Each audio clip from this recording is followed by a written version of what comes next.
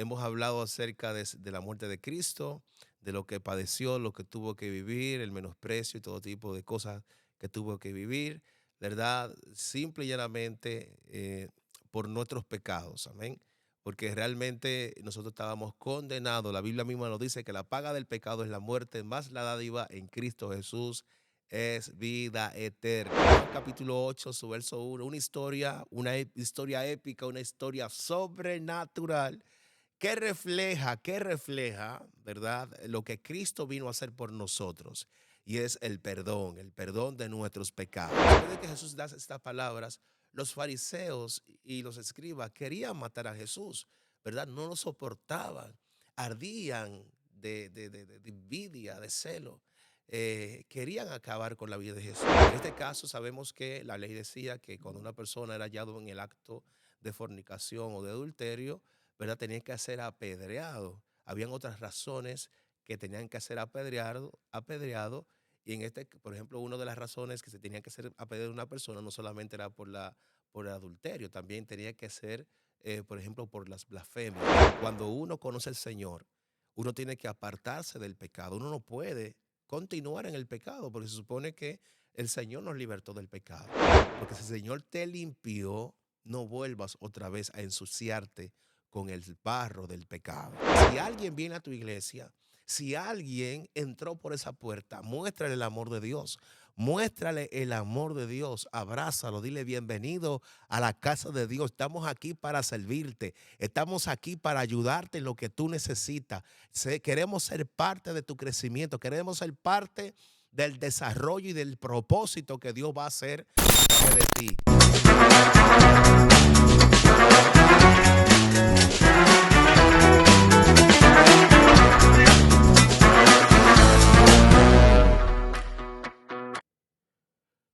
Saludos cristianos, saludos queridos, saludos amigos y hermanos en Cristo Jesús. Le da la bienvenida a su programa favorito, Edwin Padilla, señores. Como siempre, estamos aquí activos 24/7, llevando un mensaje de edificación. Y sobre todo queremos hoy invitarle también a que te suscriba, que le dé like, que comparta, que active la campanita, ¿verdad? Y que nos dejes tus comentarios. Me han dicho por ahí que no te has suscrito, así que suscríbete y deja tus comentarios, porque los comentarios están quedando flojos, tenemos que escribir, ¿tú me entiendes? Estamos hablando del tema de la muerte y resurrección de Cristo y tenemos que expresarnos en relación a ello, porque ha sido una gran bendición, es una gran bendición el haber conocido a Jesús y saber lo que Él ha hecho por nosotros, amado. Aunque a veces no tenemos la profundidad que quisiéramos tener en relación a lo que es la muerte y resurrección de Cristo, siempre hablamos del tema, ¿verdad? Estamos en el mes de abril, un mes donde se celebra entre marzo, abril, la Semana Santa. La Semana Santa ha pasado, pero estamos todavía en el mes de abril y seguimos hablando precisamente acerca de este tema que es tan interesante como la muerte y resurrección de Cristo.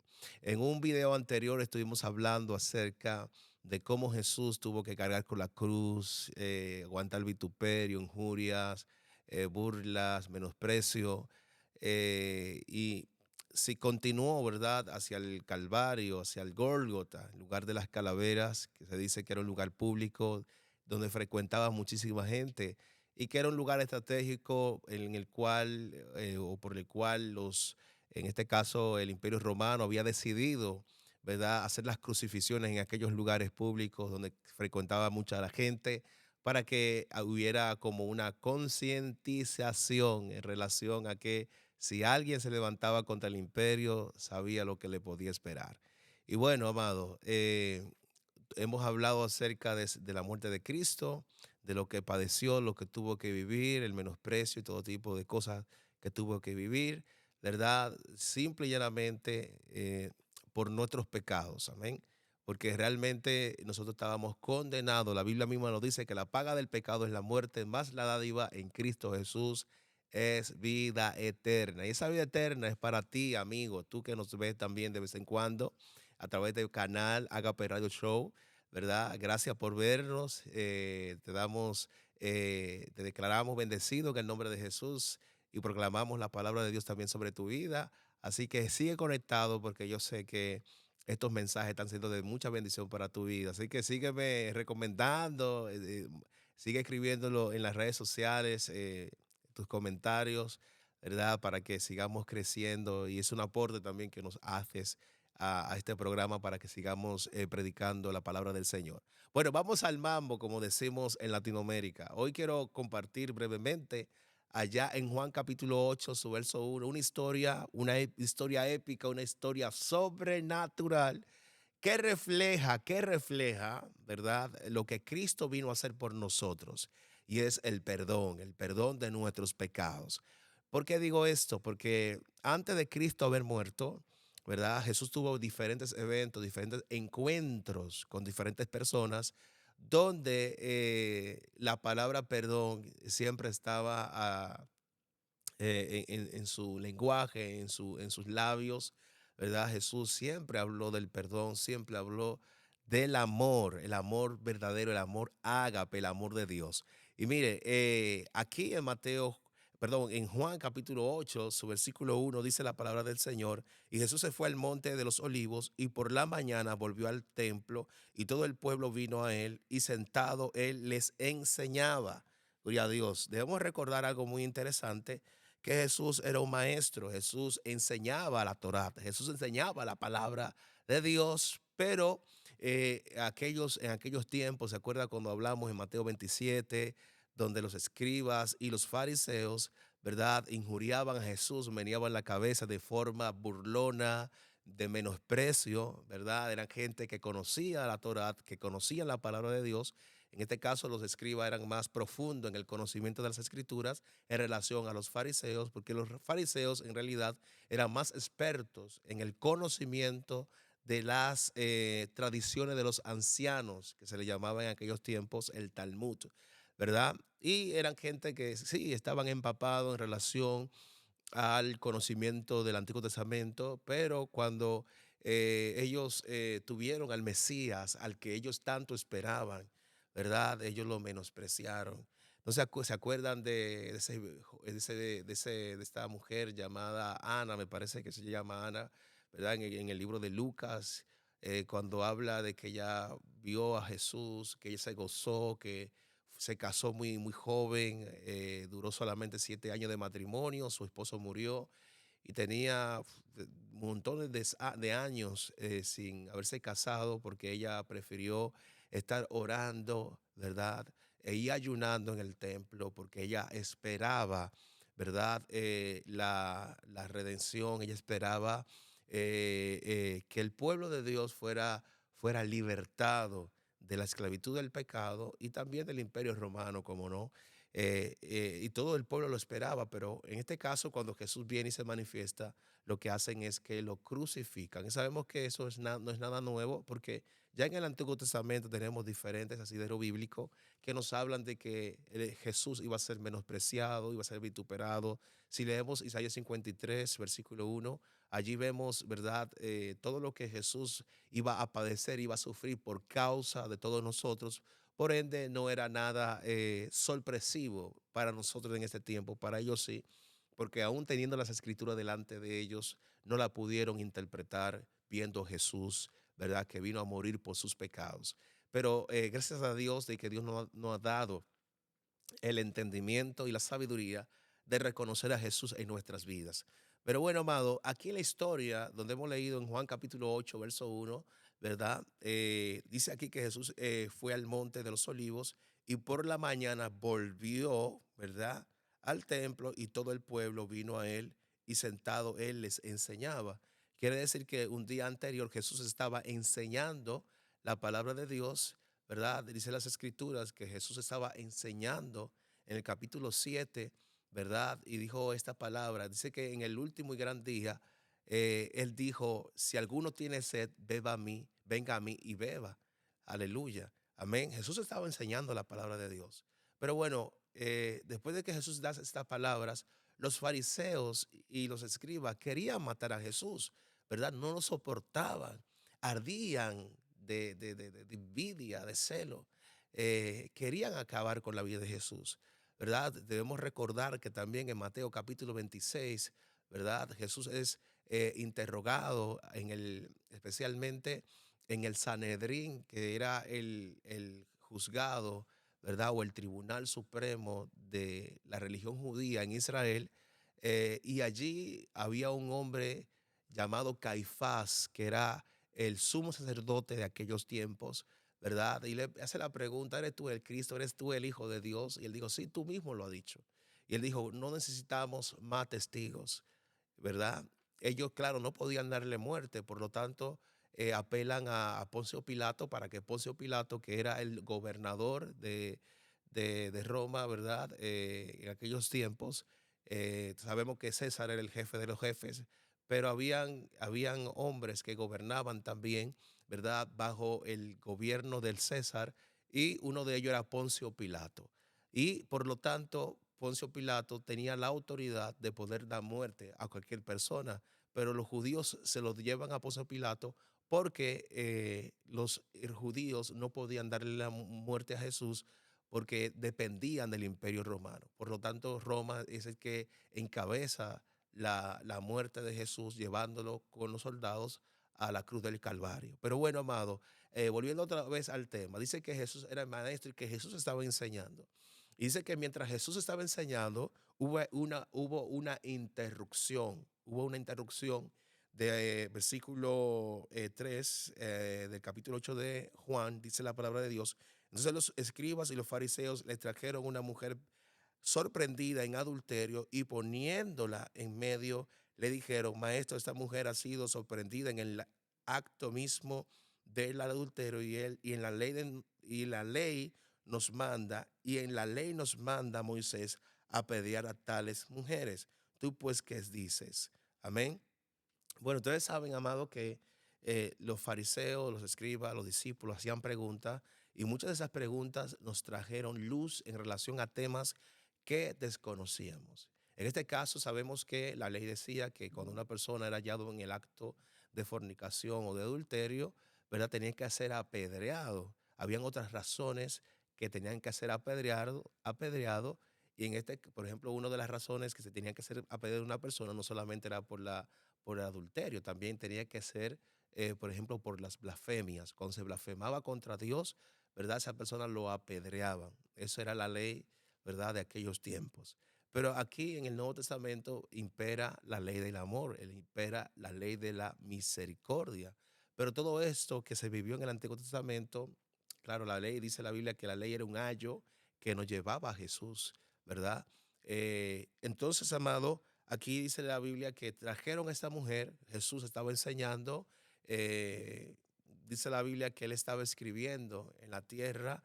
La Biblia también dice que el motivo por el cual ellos realmente traen a esta mujer a Jesús no es porque ellos querían de alguna manera hacer justicia con la mujer, más bien querían tentar a Jesús.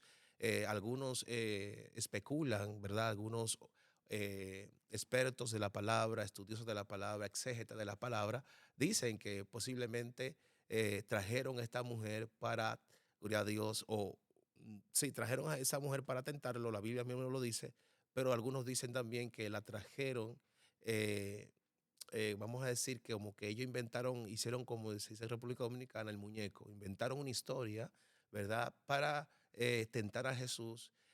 A lo mejor posiblemente le pagaron al hombre para que estuviera con la mujer, ¿verdad? Engañando a la mujer. O sea, se dicen muchísimas cosas en relación a esto. Bueno, pero en sí lo que queremos es enfocarnos en que se dice que esta mujer se fue hallada en el mismo acto de adulterio y que la ley dice, la ley de Moisés, que tales personas tenían que ser apedreadas, ¿verdad? Una de las curiosidades que vemos aquí es que el hombre no aparece, solamente la mujer. Pero bueno, se continúa, mamá, no se preocupe. Y entonces la palabra aquí de Dios nos dice esto, que esta mujer estaba delante de todos, ellos lo habían traído, y dice la Biblia que Jesús estaba escribiendo.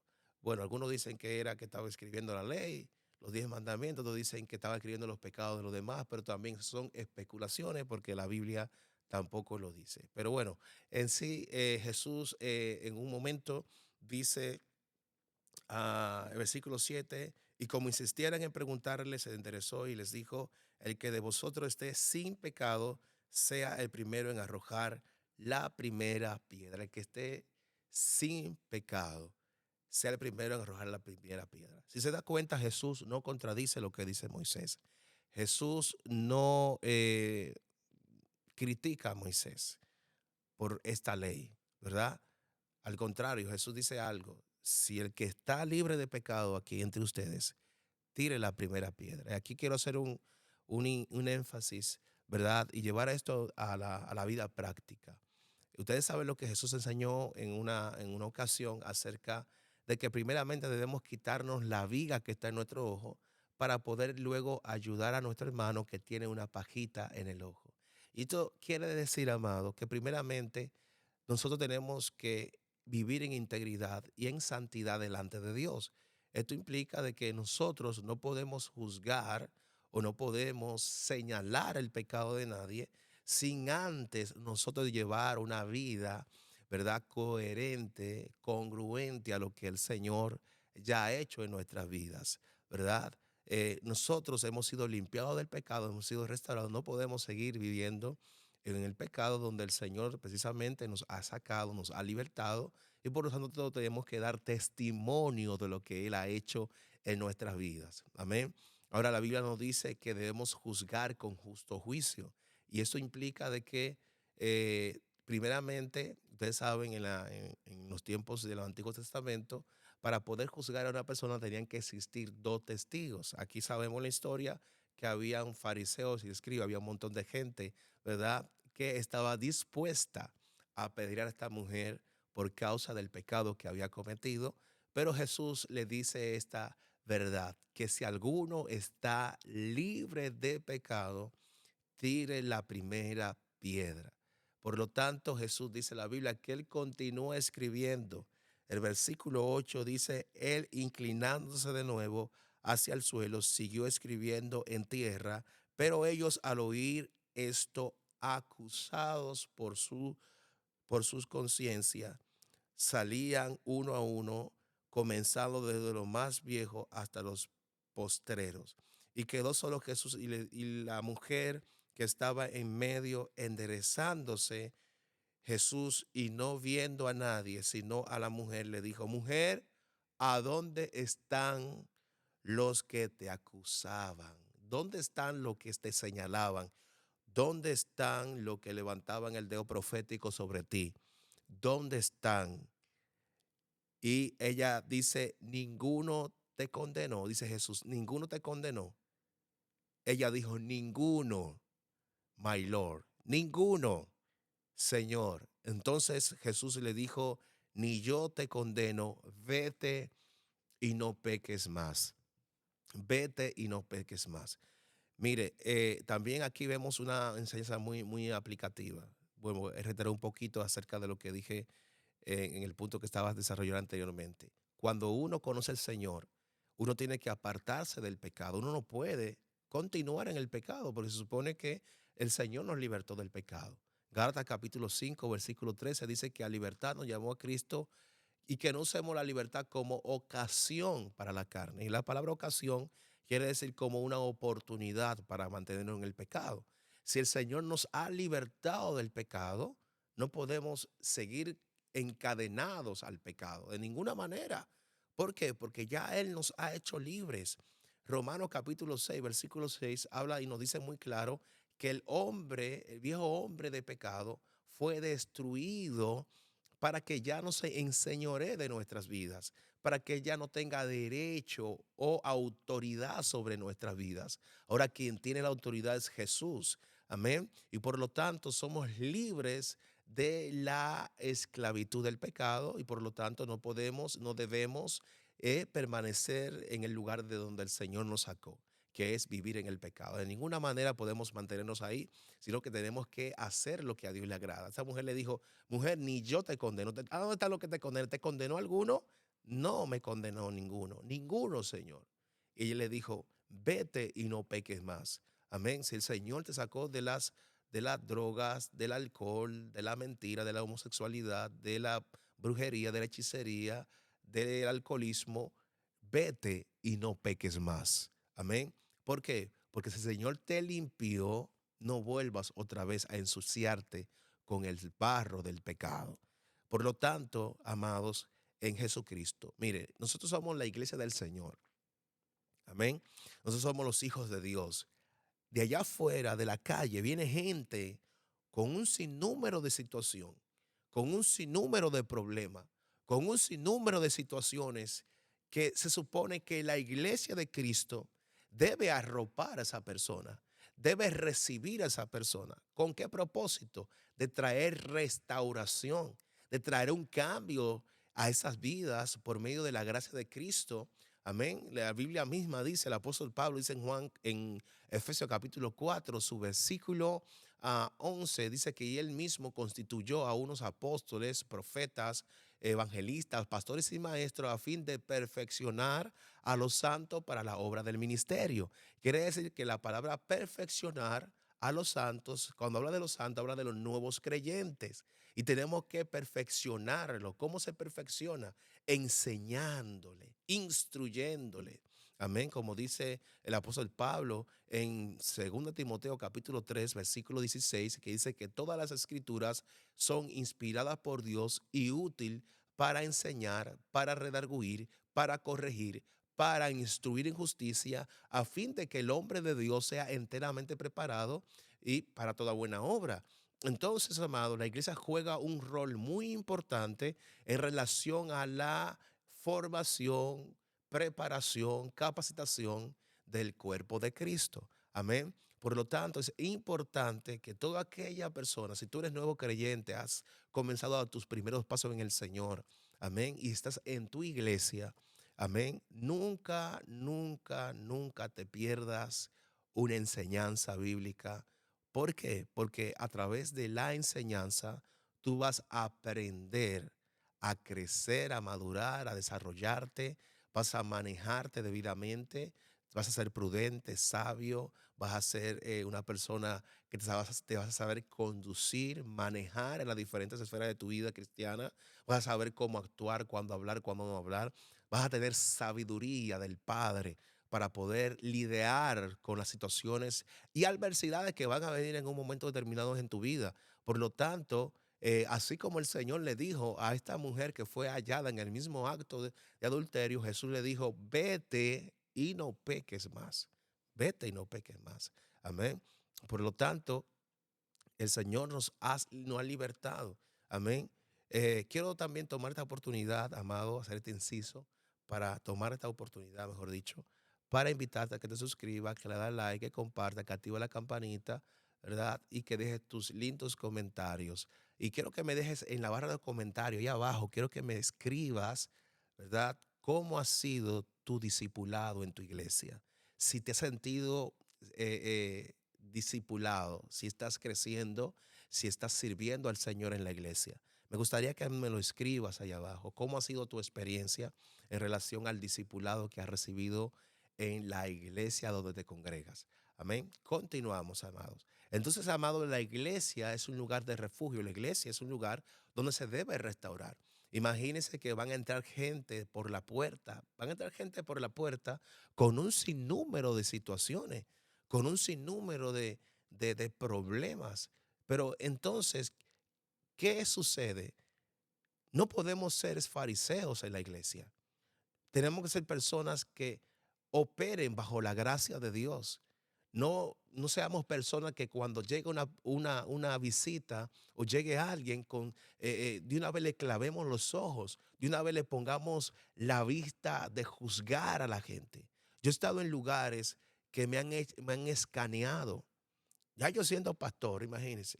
Yo he sentido que hay gente que me ha escaneado.